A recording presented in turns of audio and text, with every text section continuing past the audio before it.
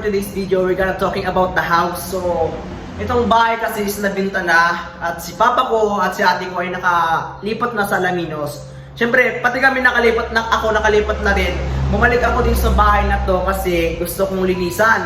Kasi alam ko, miss namin tong bahay na to na punong-puno ng memories, a lot of memories with my families and friends na hindi namin nakakalimutan. So, yun, lilinisin ko tong bahay na to bago lisanin. Ayan, miss ko to. Siyempre, sino ba naman na hindi malulok? Nakakalungkot, pero din nating tanggapin, din nating mag-move forward para sa sunod nating buhay. Kaya ano pang hinihintay natin? Tara, samahan niyo ako maglinis dahil meron akong quick win to sa inyo. Let's G! So kung nakikita niyo ito, ilagay ko na sa mga plastic bags yung mga gamit na kailangan kong ayusin para once na meron kaming mag-pick up kami ng gamit is bubuhatin na lang siya, hindi na kami mahihirapan, ganon.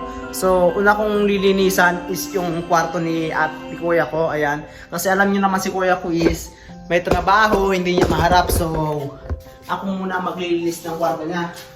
Natira niyo naman malinis na, iwawalisin pa eh. Hindi ko walisan kasi wala na. May mga bagay talaga na kailangan nating tanggapin dahil yun yung will ni God. Kasi kung hindi will ni God na umalis tayo dito, hindi niya gagawin yun. Kasi alam ko na much better yung plan ni God para sa amin. Because God, He knows everything. Kaya kung napapansin mo, may mga plano ka na hindi natutupad. Kasi alam niya yung mas better sa'yo. At alam niya kung saan ka makakabuti.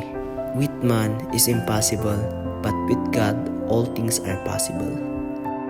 So yun na nga, natapos na akong maglinis ng bahay at yun, mamimiss ko tong bahay na to, mamimiss namin to. Lalang-lala na si papa ko, mamimiss niya to kasi, you know, dito na siya lumaki. Ayan, dito niya kami pinatira ng ilang years, so many years. At syempre, mamimiss namin yung mga kamag-anak namin dito. Ayan, sila Auntie Abel, Auntie Isang, sila Ate Divine. Ayan, mamimiss namin yung mga kamag-anak namin dito. Pero yun nga, tulad nga sabi ko kanina, kailangan natin mag-move forward, hindi habang buhay na mag-i-stay tayo sa isang lugar. Wala forever! Joke lang. So, yun. Nakapaglinis na ako. Ayan, malinis na dito. Nilipat ko na yung mga gamit kanina doon sa kwarto ni kuya ko. At yun, napaka-busy ko kanina.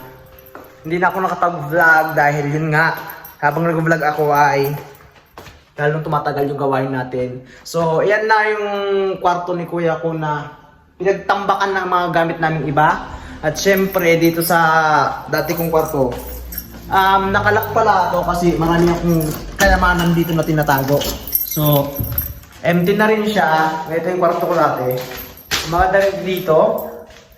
Ayan. Empty na siya. Hindi niyo makikita, puro mukha niyo lang makikita ko. Ayan, empty na siya. Wala pa siyang tiles. Pero, yun na nga. Tulad ng sabi ko, lilisanin namin to. Then, ino-next ko to bukas. Itong kwarto ni ate ko kasi, alam mo na, dito pa ako natulog. Yun. Ayan. Yung kusina naman natin is okay naman na siya.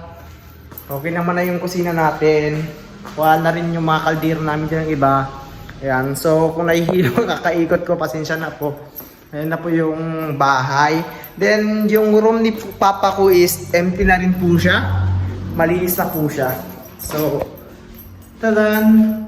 Empty na siya. Pati yung CR malinis. So, marami akong natutunan sa bahay na to. Sa lugar na to. Marami akong mamimiss na memories. So, yon sa bahay na to. Maraming salamat dahil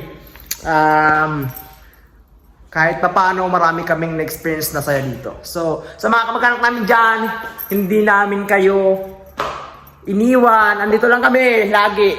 Kailangan lang talaga mag-move sa ibang lugar dahil syempre andun rin sila ate ko, ganon. Edenil, sa ate ko Jessica, sa isang lugar na lang para malapitan lang yung pupuntahan, ganon. Pero pag may time ay pupunta at papasal kami dito ulit. So hanggang dito lang tayo. See you in my next video. Bye!